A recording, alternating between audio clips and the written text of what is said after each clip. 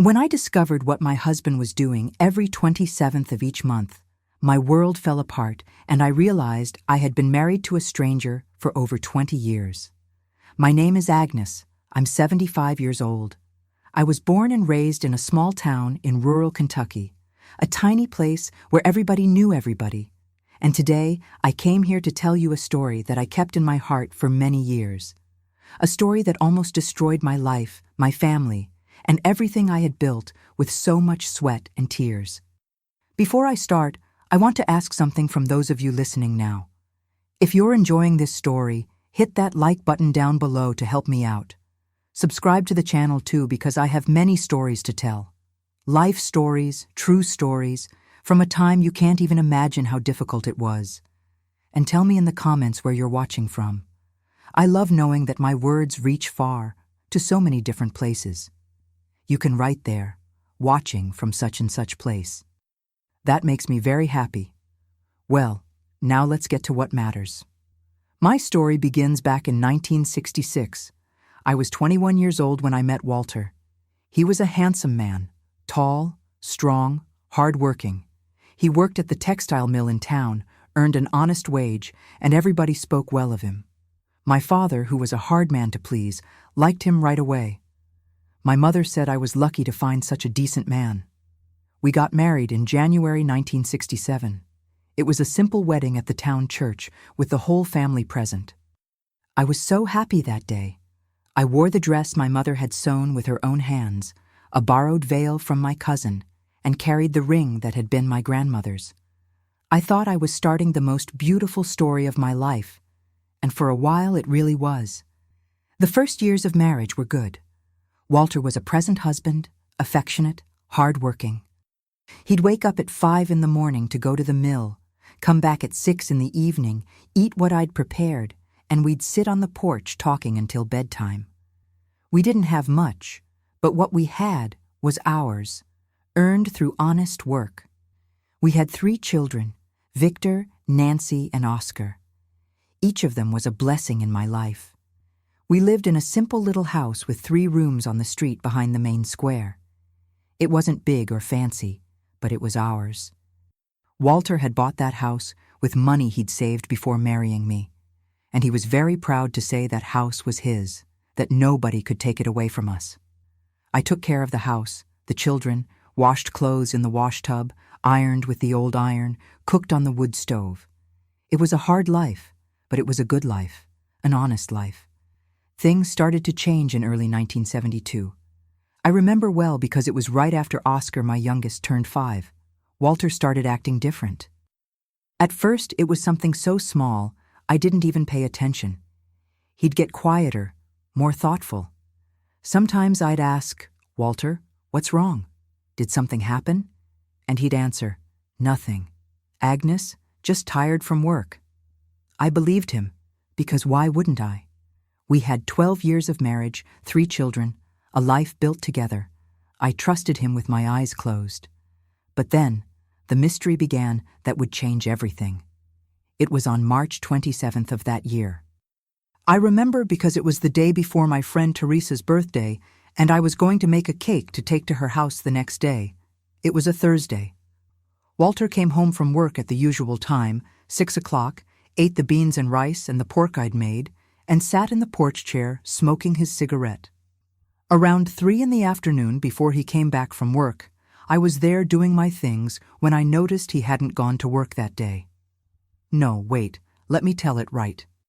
He had gone to work in the morning, yes, but around 2:30 in the afternoon, he showed up at home. That was strange because he never left work before 6. "Walter, what are you doing here at this hour?" I asked, startled. "Oh, the boss let us off early today." "Problem with the machine," he answered, but didn't look me in the eyes when he said it. I thought it was odd, but didn't say anything. He stayed home about 15 minutes, had some coffee, changed his shirt, and said, "Agnes, I need to go over to Joe Benedict's house to settle something. Be back soon." "What thing?" I asked. "Oh, man stuff. Business about some money he owes me," he said, already heading out the door. He spent 3 hours away from home, 3 whole hours. He came back around 6 in the evening, at the time he always came back from work, as if nothing had happened. I asked, "So?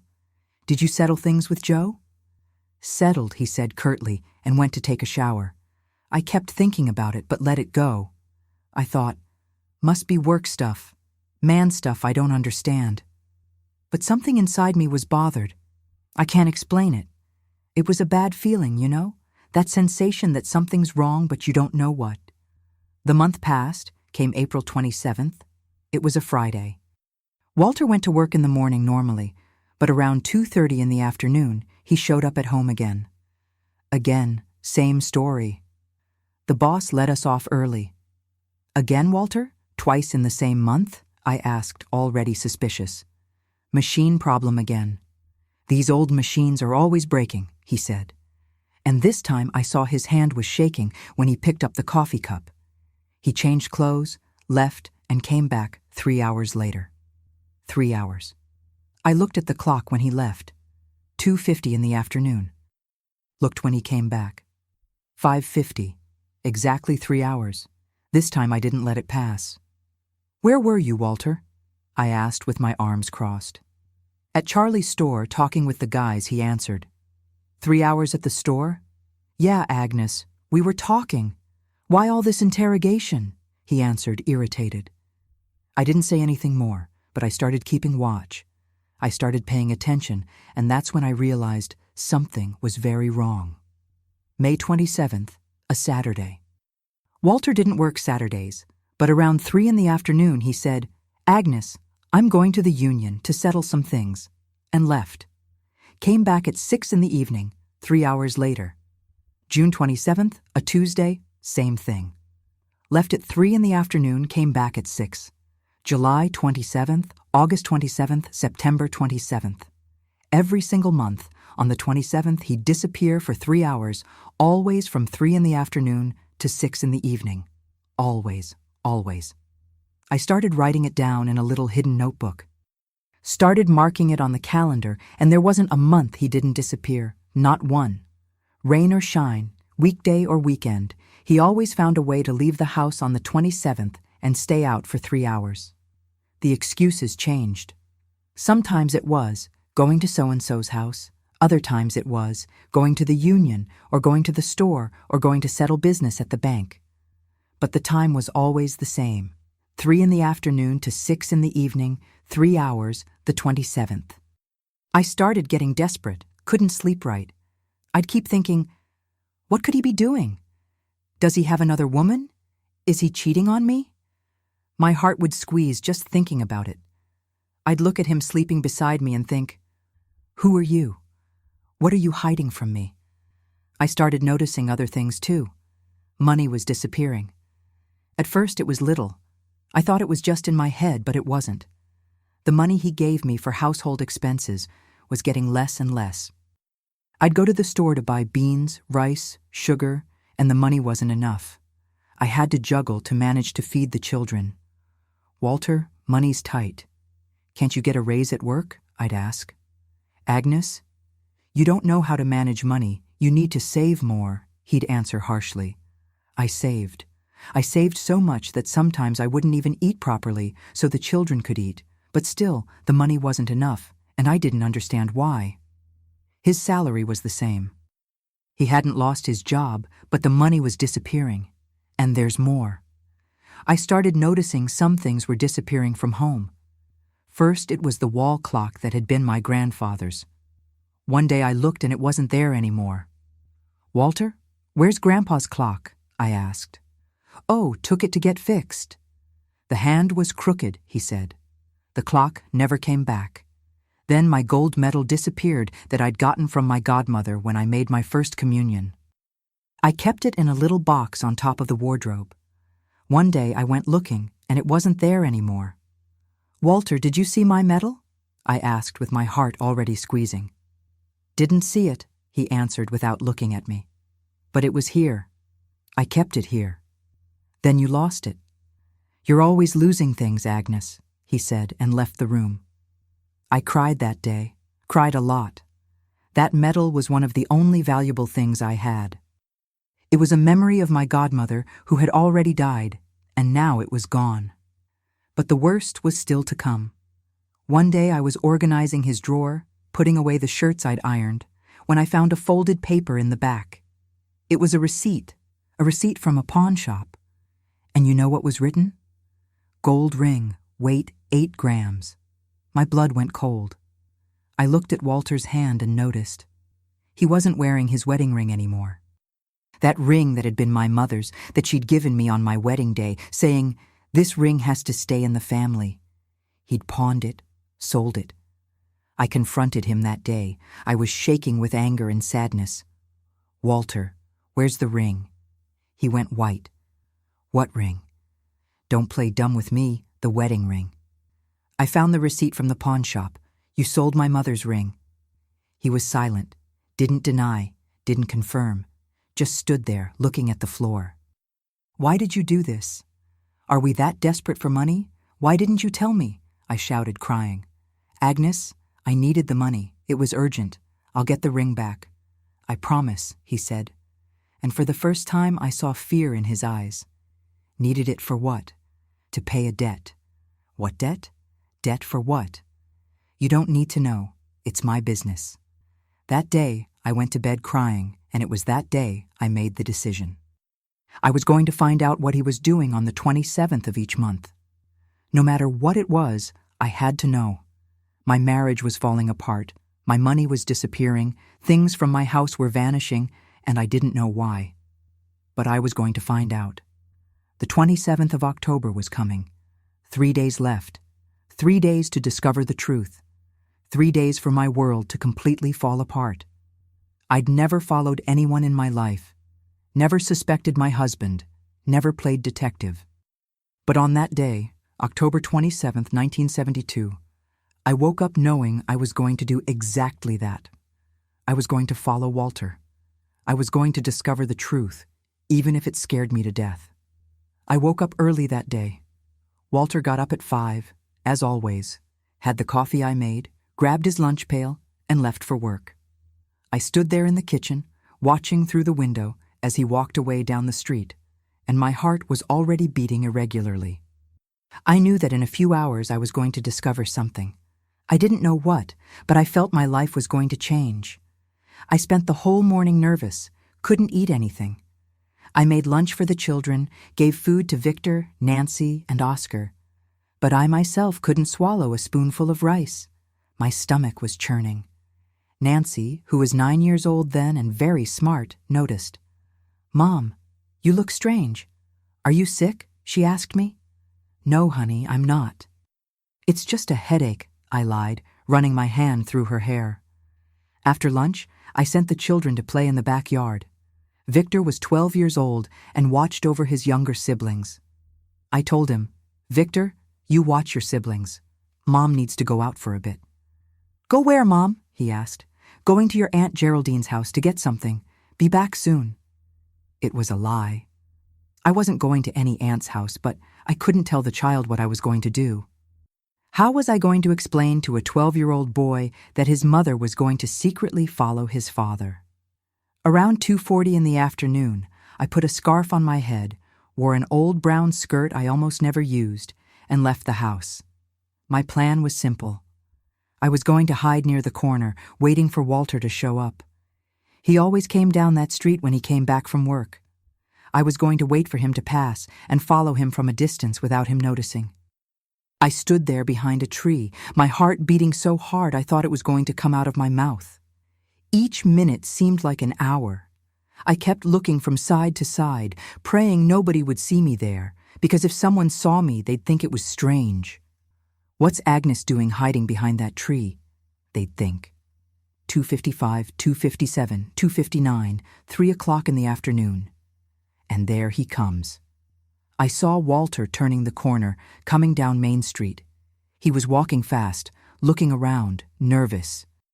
He wore a blue shirt I'd ironed that morning and carried a package under his arm, a small package wrapped in brown paper. I hid further behind the tree so he wouldn't see me. My heart was racing. He passed by me without noticing anything, and I waited a few seconds before starting to follow him. Couldn't be too close or he'd see me, couldn't be too far or I'd lose sight of him. I started walking behind him, keeping distance. He was going fast, very fast, like someone late for an appointment. He went down Commerce Street, passed by the church square, continued down the street behind the market. I went behind, always about 50 yards distant, always hiding when I thought he was going to turn around. The town was small, everybody knew everybody, and I was afraid someone would see me and ask what I was doing there. But luck was on my side that day. The streets were empty. Everybody was home having their afternoon rest after lunch. Walter left the central part of town and started walking toward the outskirts, toward the side with the farms and vacant lots. That part of town was more deserted, more dangerous. There were some abandoned warehouses there, old storage buildings that didn't work anymore. I started getting scared. What's he doing here? I thought. Why is he coming to this place? He walked another 200 yards and stopped in front of an old wooden warehouse, half falling apart. It was a big warehouse that had been from a sawmill that closed a long time ago. The boards were rotted, the roof was full of holes, weeds were growing around it. It looked abandoned. It looked like there was nobody there. But there was. Walter looked around, as if checking if anyone was watching, and entered the warehouse through a side door. I stood still, hidden behind a clump of tall grass, not knowing what to do. And now, do I go in after him? Do I wait outside? I waited about 5 minutes. Nothing happened. No noise, no movement. I decided to get closer. I went slowly, very slowly, stepping on the grass to not make noise. There were some crates stacked outside the warehouse, and I hid behind them. That's when I heard voices, men's voices, many men. They were talking inside, and I could hear but didn't understand what they were saying. I heard laughter, heard yelling, heard the noise of furniture being dragged. I got closer. There was a broken window on the side of the warehouse, covered with a piece of old tarp. I pulled the tarp gently, just a little bit, just enough to peek inside. And what I saw made me tremble from head to toe. Inside, there were about 20 men, 20, maybe 30, all standing, forming a circle, shouting, yelling, waving money in their hands. In the middle of the circle was a big table, a rough table of old wood, and on top of that table were scattered cards, piles of money, glasses of whiskey. They were gambling, playing cards, betting money. And it wasn't a little money. I saw stacks and stacks of bills on that table, saw men handing money to others, saw men shouting numbers, saw men banging on the table in anger. And in the middle of it all was Walter, my husband, the father of my children, the man I thought I knew. He was sitting at the table with cards in his hand, sweating nervously. Next to him was that package he'd brought. He opened the package, and I saw what was inside. Money. Several bills. He threw the money on top of the table as if making a bet. I couldn't believe what I was seeing, couldn't process it. My husband, the hard-working man, the honest man, was there in the middle of those bums betting money. The money from our house, the money that was supposed to buy food for our children. He was throwing it all away in that den. I stood there paralyzed, just watching. Saw him lose a round and bang his fist on the table. Saw him take more money, I don't know from where, and throw it on the table again. Saw him lose again and again and again. But it wasn't just gambling. I realized there was more going on there. There were some men who weren't playing. They stood there on the side, arms crossed, just watching.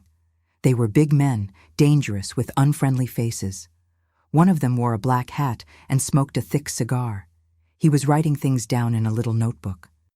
Suddenly, this man in the hat tapped Walter on the shoulder and said something in his ear. Walter got up from the table, pale, sweating cold, and went with the man to a corner of the warehouse.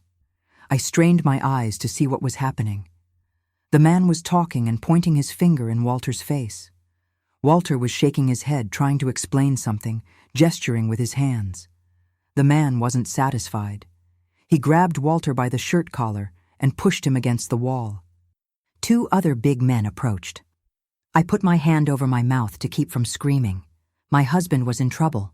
Those men were dangerous. I could feel it just by looking at them. And Walter owed them something. He was in deep. They talked some more. I saw Walter take something from his pocket and hand it to the man in the hat. It looked like a paper, a document. The man took the paper, looked at it, folded it, and put it in his pocket. He gave a little slap on Walter's face, one of those slaps that aren't affectionate but threatening, and let him go. Walter went back to the table and continued playing, but I saw he was trembling. He was scared. I stayed there longer observing everything, saw him lose more money, saw him argue with other players, saw him drink whiskey straight from the bottle. That wasn't my husband. That man there, desperate, sweating, trembling, wasn't the Walter I knew. I don't know how long I stayed there. Must have been an hour, maybe 2. Suddenly the game ended. The men started getting up, putting away the money, leaving the warehouse. I hid quickly behind the crates so nobody would see me. I saw Walter leave. He had his head down, devastated. The package he'd brought was empty. He'd lost everything. He walked back to town, slowly, stumbling, like a defeated man. I didn't follow him this time. I stayed there hidden, waiting for all the men to leave. When the warehouse was empty, I left my hiding place and went back home by another route. I got home before him. I went in, washed my face, tried to compose myself. The children asked where I'd been, and I made up something. I don't even remember what I said. My head was in turmoil. Walter arrived at 6 o'clock sharp, as always, came into the house, said goodnight to the children, sat at the table for dinner. He acted as if nothing had happened, as if he hadn't spent the last 3 hours betting the family's money in a filthy warehouse in the middle of nowhere. I put the plate of food in front of him. He ate in silence. I kept looking at that man and thinking, who are you? Do I know you? How many times have you done this? How long have you been lying to me? I didn't say anything that day, didn't confront him, didn't tell what I'd seen.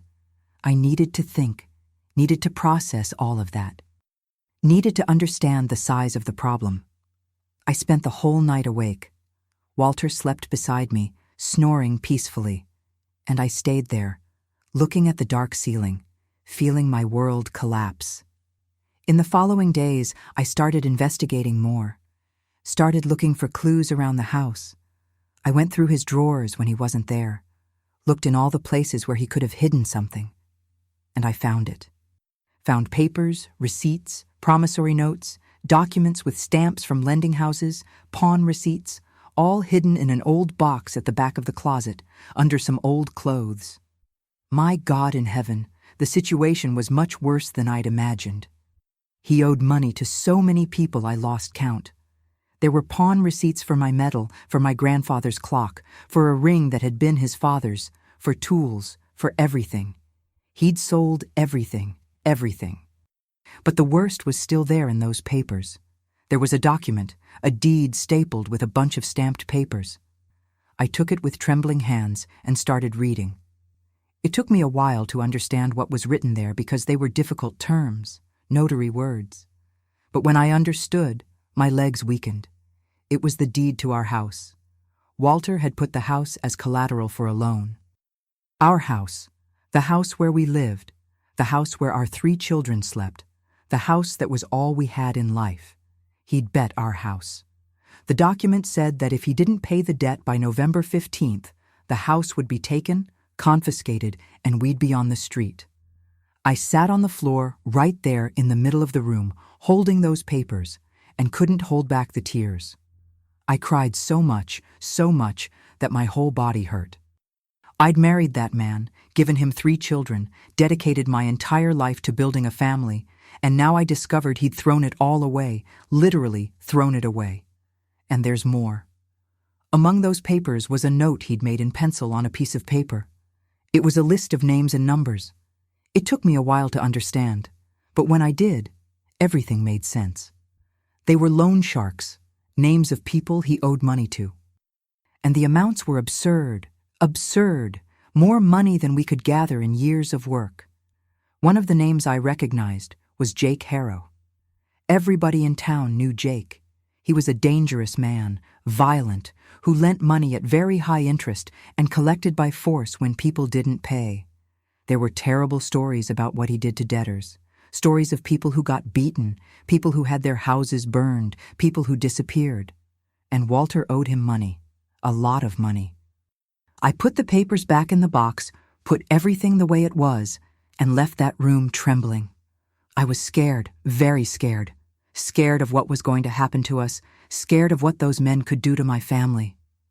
There were less than 3 weeks until November 15th. 3 weeks for us to lose the house, 3 weeks for my life to end. I had to do something. I had to confront Walter. I had to demand the truth. But I was so scared to hear what he was going to say, scared to confirm that everything was lost. In the following days, I watched him without him noticing, saw the desperation in his eyes. He barely ate, barely slept, walked around the house like a ghost. The children noticed something was wrong and asked me, "Mom, is Dad sick?" "No, son, he's just tired from work." I lied one more time, but I knew I couldn't postpone it anymore. Had to talk to him, had to put everything on the table, had to save my family, even if for that I had to face the most painful truth of my life. And that's what I did. I waited for him to come back from work that day. It was November 2nd, a Thursday. I'd sent the children to my sister's house, made up that I was going to do a heavy cleaning in the house, and they'd be in the way. In truth, I didn't want them to hear what was going to happen. Didn't want them to see their mother confronting their father. Didn't want them to see their parents' marriage falling apart in front of them. When Walter opened the door at 6 in the evening, I was sitting at the kitchen table. I had all those papers spread out in front of me, the receipts, the promissory notes, the deed to the house, everything. I'd put everything there, very visible for him to see as soon as he came in. He stopped at the door, went white, whiter than a sheet. Looked at me, looked at the papers, and I saw the exact moment he realized I knew everything. I didn't say anything at first, just kept looking at him. I wanted him to see the pain in my eyes, wanted him to feel the weight of what he'd done. I stayed there in silence, just looking, while he stood at the door, not knowing what to do. After a while, he came in slowly, closed the door, and sat in the chair in front of me. Couldn't look me in the eyes. Kept looking down, at his hands, anywhere but at me. "I found all this hidden in the closet," I said with my voice trembling. "I found everything, Walter, everything." He didn't answer, continued with his head down. "Are you going to stay there quiet? Aren't you going to say anything?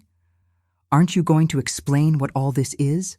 I asked, feeling the anger grow inside me. He sighed deeply, ran his hand over his face, and finally spoke with a low voice, almost a whisper. "Agnes, You what? You bet everything we have? You sold things from our house? You put the roof over our children's heads as collateral for gambling debt?" I shouted, unable to hold back any more. He shrank in the chair. I saw he was ashamed, scared, but that wasn't enough. It wasn't anywhere near enough to make up for what he'd done. "I didn't want it to get to this point," he said, still not looking at me. "I thought I was going to win the money back. Thought I was going to solve it on my own." "Solve it on your own, Walter?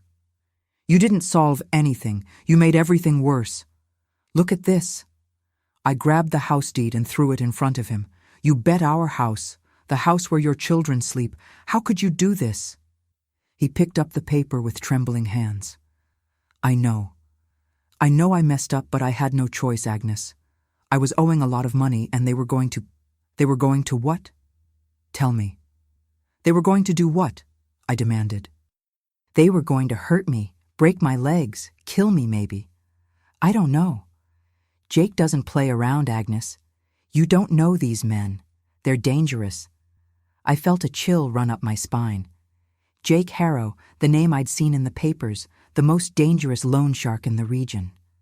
"So you preferred to risk your children's house? Preferred to leave your kids on the street?" I asked, feeling tears burn in my eyes. I thought it was going to work. I thought I was going to win and pay everything back. "Win? Win, Walter? You're talking about gambling, games of chance. You don't win, you lose. You always lose, I yelled. He started crying. My husband, that man I thought was strong, was there in front of me crying like a child, but I didn't feel sorry. Not at that moment. I just felt anger and disappointment. How much? I asked, wiping my own tears. How much do you owe? He took a while to answer, stayed there hunched over, sobbing. How much, Walter? I repeated, harder. A lot, he whispered. I want a number. How much do you owe? Over $20,000. My world stopped. $20,000. It was more money than we earned in 2 years of work. 2 whole years. How were we going to get $20,000?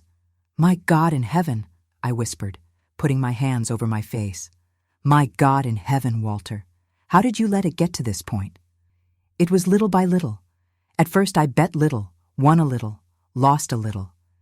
It was just to distract myself, you know? The work at the mill was driving me crazy. I needed something. So you chose to destroy your family. That was your solution, I interrupted. It wasn't like that, Agnes. One day I won a lot of money, won $500 in one night. And I thought, if I can win $500, I can win $1,000. If I win $1,000, I can win $2,000. And I kept betting more and more. And losing more and more, I completed. I started losing. And the more I lost, the more I bet trying to recover. Then I started taking loans, first with people I knew, then with loan sharks. Pawned the clock, the metal, everything that had value. Even the ring, Agnes, even your mother's ring. I closed my eyes, feeling the pain of those words. My mother's ring, that she'd kept her whole life, that had passed from generation to generation in her family, was in a pawn shop. Maybe didn't even exist anymore. And when you had nothing more to sell? I asked. Then I put up the house. It was Jake who suggested it. He said if I put the house as collateral, he'd lend me enough money to pay all the other debts, and there'd still be some left for me to try to win everything back gambling. And you believed? You trusted a loan shark? I asked, incredulous. I was desperate, had no other way out. Yes, there was. You could have come talk to me. You could have told the truth. We could have sold something. Could have asked family for help. Could have found a way. I couldn't, Agnes. I was ashamed. How was I going to look at you and say I'd lost everything gambling? And you think hiding was better? You think lying to me for months, for years, was better? I shouted. Years, he repeated, confused. That's right, years. You think I didn't notice? Every month on the 27th you'd disappear. Every single month. I wrote it down, Walter. I marked it on the calendar. For a whole year. You disappeared every 27th. He went pale again. You knew? I knew you were hiding something, but I never imagined it was this. I thought you had another woman. Thought you were cheating on me. And you know what's worse? I would have preferred it was cheating. Would have preferred you were with another woman than to find out you threw our life away. He sobbed louder. I'm so sorry, Agnes. I'm so sorry. Being sorry doesn't solve anything. Being sorry doesn't bring our money back. Doesn't bring our things back. Doesn't save our house, I yelled, banging my hand on the table. We stayed there, both of us crying, with those cursed papers spread between us. The silence of the house was broken only by our sobs. I'd never felt so alone in my life, so betrayed, so lost. What are we going to do? He asked after a while with a weak voice. I don't know, Walter. I honestly don't know. Have to pay by November 15th. If we don't pay, Jake takes the house. I already saw that in the paper, I answered bitterly. Less than 2 weeks. I can count 2. He ran his hands through his hair, desperate. We don't have that money. There's nowhere to get it from. Right. Did you think about that before betting? I asked sarcastically. Agnes, for God's sake, help me. We need to find a solution. Me? You want me to help you? You who created this hole, Walter. You who dug this grave. And now you want me to pull you out? Please, he begged, and for the first time looked me in the eyes. I saw desperation there, saw fear, saw a completely broken man. I took a deep breath, trying to calm my heart that was beating irregularly. Let me look at these papers properly. I spent the next hours reading each document, each receipt, each note. Did calculations, wrote down numbers, tried to understand the complete situation, and the more I understood, the worse it got. He didn't just owe $20,000. He owed several different people. The biggest amount was to Jake Harrow, $15,000. The rest was scattered among other smaller loan sharks, owners of pawn shops, and even some acquaintances from town. Walter, there are people here I know. John from the store, Dolores from the laundry. You owe them money too? I asked, horrified. I borrowed at the beginning, before looking for loan sharks. I said it was for a medical emergency, to fix the roof, those things. You lied to them too. Yes. I felt ashamed. Ashamed to continue living in that town, knowing my husband had lied to and stolen from half the local merchants. How was I going to look those people in the face? How was I going to buy on credit at the store, knowing we'd never be able to pay? And your salary? Where's your salary money? I asked. I use it to pay the interest. Every month I pay only the interest on the debts. The principal never goes down, so we're paying forever. Is that it? It was until I put the house as collateral. Then Jake said if I paid everything at once by the 15th, he'd forgive the late interest. How generous, I said ironically. I continued reading the papers. There was a clause in the house contract that made me freeze. If we didn't pay on time, not only would the house be taken, but Walter would still owe another $10,000 because of interest and contractual penalties. In other words, even losing the house, we'd still owe. Did you read this contract before signing? I asked, showing the clause. He looked and went even paler. I didn't read it properly. Jake said it was just a formality. Formality, Walter? This here says if we lose the house, you'll still owe.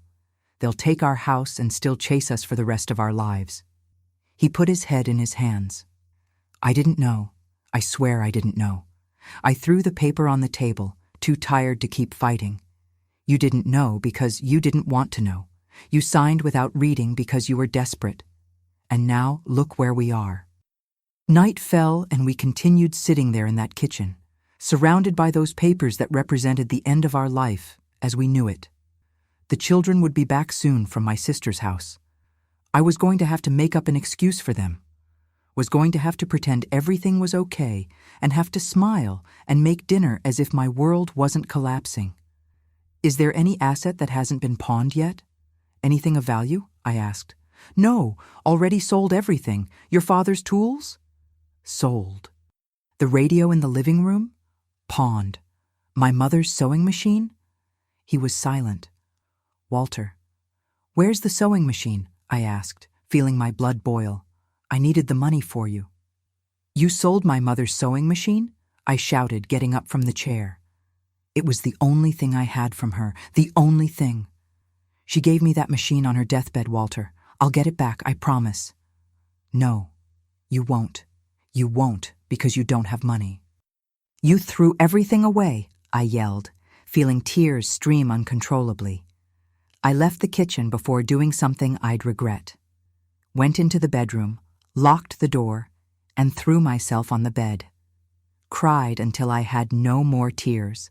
Cried for my mother's machine, for my grandmother's ring, for the house we were going to lose, for my children who'd be homeless, for everything.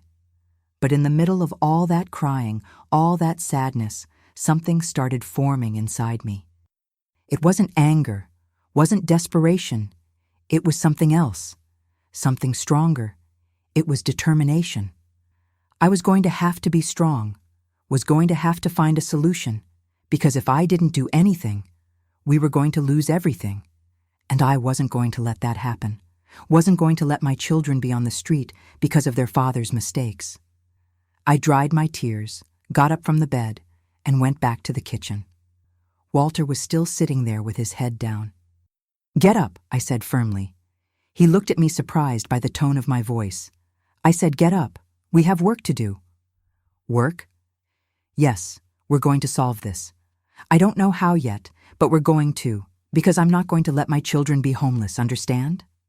For the first time since that conversation started, I saw a glimmer of hope in his eyes. But there's one condition, I continued. You never again, you hear me? Never again are you going to step foot in that warehouse. Never again are you going to bet a cent. If I find out you went back to gambling, I'll take the children and leave. And this time, I won't come back. He nodded, trembling. I promise, I swear on our children's lives, I'll never gamble again. Let's see if you can keep that promise, I said bitterly. And that's how my fight began. The fight to save my family. The fight to recover everything that had been lost. The fight that would transform me into a woman I didn't even know I could be. That night I didn't sleep. I lay in bed with my eyes open, looking at the ceiling, doing calculations in my head. $20,000. How was I going to get $20,000 in less than 2 weeks? I had no job, no saved money, had nothing of value that hadn't already been sold by Walter. But I had to try, had to do something. The next day, as soon as Walter left for work and the children went to school, I went to the bedroom and opened the drawer where I kept my personal things. There at the back, wrapped in an old cloth, was the only valuable object I had left, a gold necklace that had been my maternal grandmother's. It was a simple necklace, delicate, with a small pendant in the shape of a cross. My mother had given it to me when I turned 18, and I kept it as a relic. Never wore it much because I was afraid of losing or damaging it. I took the necklace with trembling hands. It was the last thing connecting me to my mother, to my grandmother. It was the last physical memory I had of them. But what was worth more? A memory or my children's roof? I put the necklace in my purse, wore my best dress, fixed my hair, and left the house. I was going to the pawn shop downtown, the same one where Walter had sold everything. The walk there was one of the hardest of my life. Each step seemed to weigh a ton. I passed people on the street and felt ashamed. Did they know? Was everybody already talking about Walter's situation? In a small town like ours, news traveled fast. I arrived at the pawn shop. It was a dark place, cramped, full of objects piled on the shelves. There were watches, radios, clothes, tools, everything people had to sell when life got tight. The owner was a fat man with a thick mustache who looked me up and down when I entered. "Good morning. How can I help you?" he asked with a dragging voice. "I'd like to sell this," I said, taking the necklace from my purse and putting it on the counter. He took the necklace, examined it with a small lens, weighed it on a little scale, and said, "I'll give you $300. $300. It was so little, so absurdly little for something that had so much sentimental value to me. "That's all?" I asked, trying not to let disappointment show in my voice. "It's low-purity gold, and it's a small piece. $300 is the most I can give." I knew he was cheating me. Knew he was going to resell it for much more, but what could I do? I needed the money. "Is there anything else you'd like to sell?" he asked. "No, just this." He did the paperwork, gave me the money, and I left there with $300 in hand and a huge hole in my chest. $300 out of $20,000. Still needed $19,700. I went back home and hid the money under the mattress. Didn't tell Walter. If he knew I had money, he might use it to gamble again. I didn't trust him anymore. In the following days, I started looking for work. Went to all the wealthy families' houses in town, offering my services. Could wash clothes, iron, cook, clean, anything. But nobody needed help. Or when they did, they paid so little it wouldn't make a difference. I went to the mill where Walter worked and asked to speak with the manager. Wanted to know if there was any work for me, even if it was sweeping the floor. The manager was kind, but said they didn't hire women at the mill.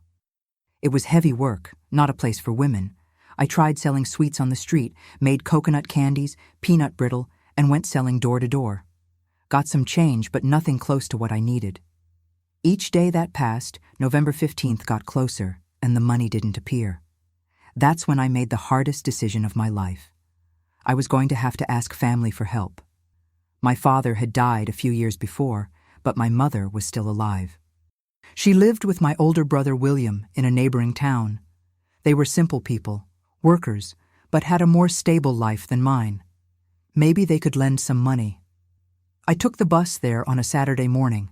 The trip took 2 hours, and during the whole journey, I rehearsed in my head what I was going to say. How was I going to explain the situation without dying of shame? I arrived at their house around noon. My mother was happy to see me, hugged me, asked about the children. I forced a smile and said everything was fine. We had lunch together, my brother, my sister-in-law, my mother, and me. During the meal, I tried to seem normal, but my mother noticed something was wrong. "Agnes, you look terrible." "Did something happen?" she asked, staring at me with those mother's eyes that see everything. I took a deep breath. Had to tell. "Mom, I need to talk to you all. Is it serious?" They stopped eating and looked at me worried. I told everything. Told about Walter's addiction, about the debts, about the house that was at risk. I cried while talking. My mother cried with me. My brother turned red with anger. "That bastard, that wretch, how can he do this to you?" my brother shouted, banging his fist on the table. "William, calm down," my sister-in-law asked, putting her hand on his arm. "Calm down. My sister's here saying she's going to be on the street because of that bum, and you want me to calm down?" My mother was pale, trembling. "My God in heaven, my daughter, my dear daughter."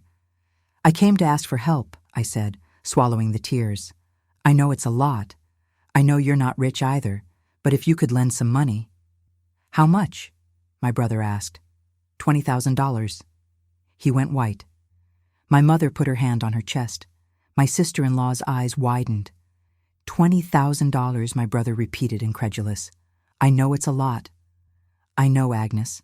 I don't have that money. I don't have a quarter of that. We have some savings, but it's for emergencies, for sickness, those things. Please, William, I promise I'll pay back. Can take however long, but I'll pay." He ran his hand through his hair, nervous, looked at his wife, who shook her head slightly. They talked with their eyes, that way couples do. "I can give you $1,000, he said finally. "It's all I can do without leaving us in trouble here." $1,000. It was better than nothing, but was so far from the $20,000 I needed. "Thank you," I said, crying. "Thank you so much." My mother took my hand. "Daughter, I have some jewelry saved. It's few things, but maybe it'll be worth a few dollars. You can take them and sell." "Mom, don't. They're yours. I was going to leave them as inheritance for you all anyway. Better use them now when you need them." She went to the bedroom and came back with an old little box. Inside were some earrings, a simple ring, a bracelet. Nothing very valuable, but it was all she had. I took the little box with trembling hands. "Thank you, Mom. I don't know how to thank you. You don't need to thank me. You're my daughter, and your children are my grandchildren. We do what we can." I went back home that day with $1,000 from my brother and my mother's jewelry. The next day, I sold the jewelry at the same pawn shop. Got another $400. In total now, $1,700 out of $20,000. Still far, very far. And less than a week until the deadline. That's when I decided I had to do the unthinkable. Had to go talk to Jake Harrow, had to try to negotiate directly with him. Everybody in town knew where Jake stayed. He had an office in the back of a bar in the outskirts. It was a place decent women didn't frequent. It was a place for drunks, for troublemakers, for dangerous people. But I had no choice. I went there on a Tuesday afternoon, November 12th. 3 days until the deadline. The bar was dark and stinking. There were some men drinking whiskey at the counter who looked at me in a way that made me want to run. But I swallowed my fear and asked the bar owner where I could find Jake. "In the back, but he doesn't like to be bothered," the man said, looking at me with curiosity. "It's urgent," I answered firmly. I went to the back of the bar. There was a closed old wooden door. I knocked. Nobody answered. I knocked again, harder.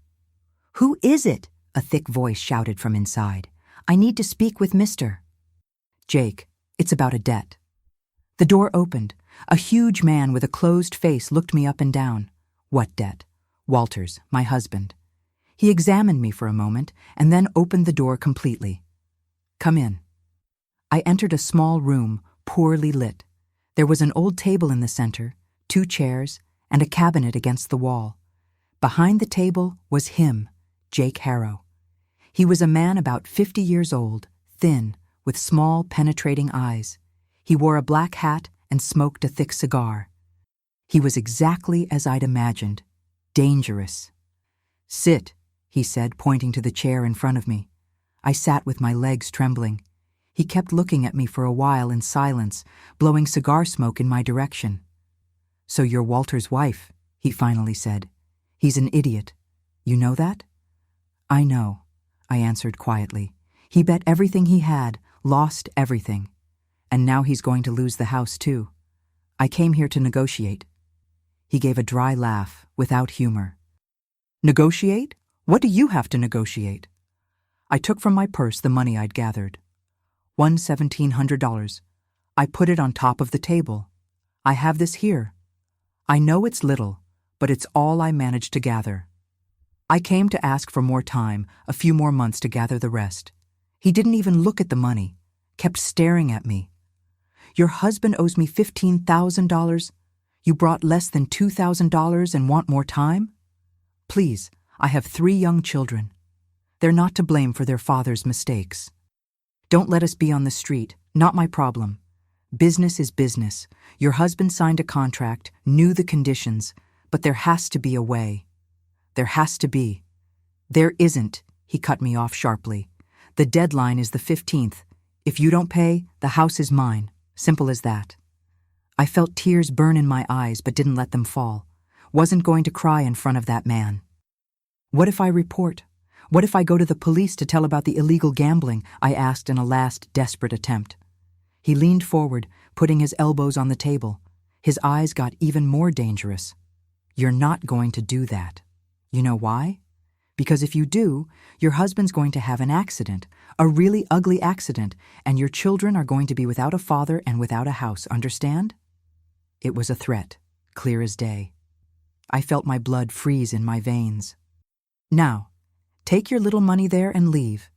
And on the 15th, you pack your bags because the house is going to be mine," he said, leaning back in the chair. I took the money from the table with trembling hands and left that place almost running. Only when I got to the street did I let the tears fall. Everything was lost. There was nothing more to do. I went back home destroyed. Didn't tell Walter where I'd been. He didn't need to know I'd humiliated myself that way. That night, lying in bed, I thought about the children. Victor, with his 12 years, so smart, always helping me with his siblings.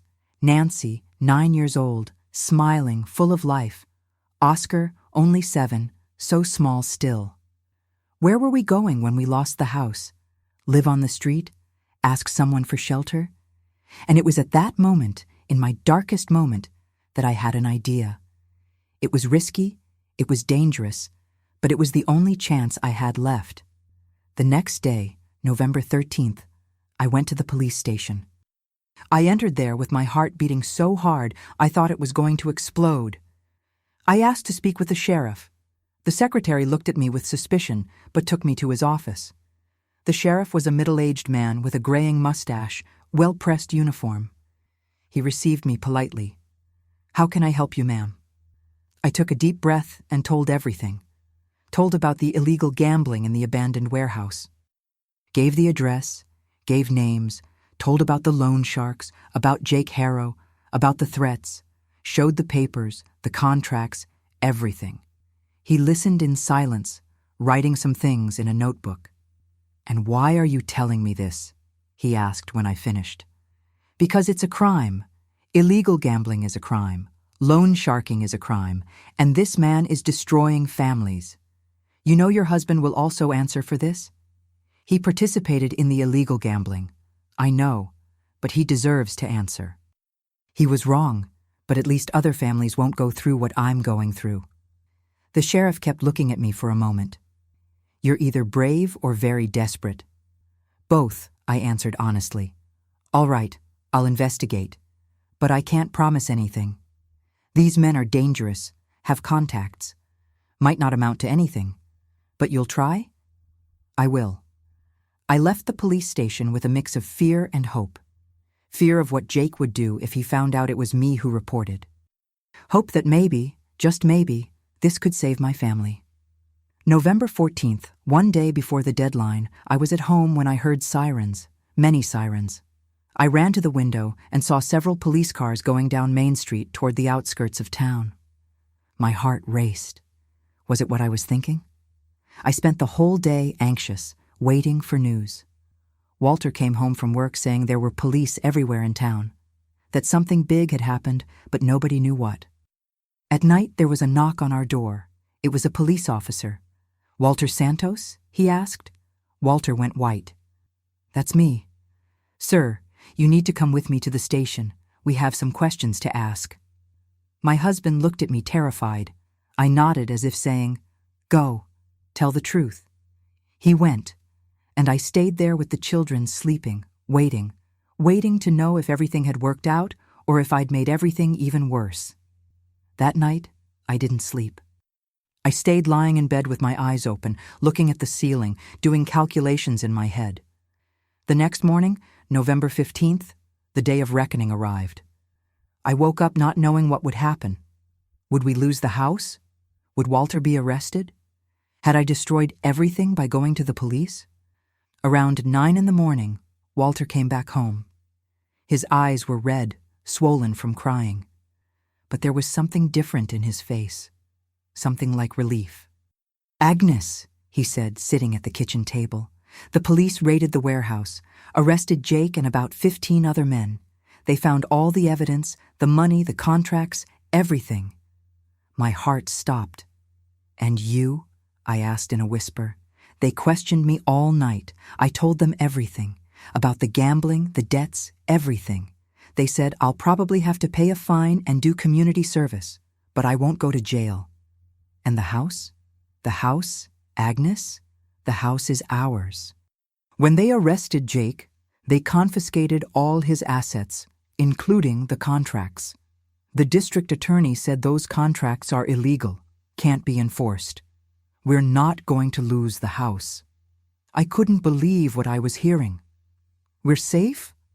"We're safe," he repeated, tears streaming down his face. "I'm so sorry, Agnes. I'm so sorry for everything.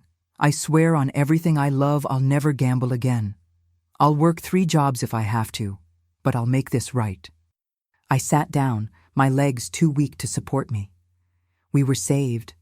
My children wouldn't be on the street. We still had our home. The next weeks were hard. Walter did have to pay a fine and do community service. The story spread through town, and we faced judgment and gossip, but we survived. I got a job at the local diner. Walter kept working at the mill and took on extra shifts. Slowly, we started rebuilding. It took years to pay back my brother, to replace the things that had been sold, to regain the trust I'd lost. But we did it, together. Walter kept his promise. He never gambled again, not once in all the years that followed. He attended support meetings, worked hard, became the man I'd married again, or maybe an even better version of him. One who knew what he'd almost lost. And me? I became stronger than I ever thought I could be.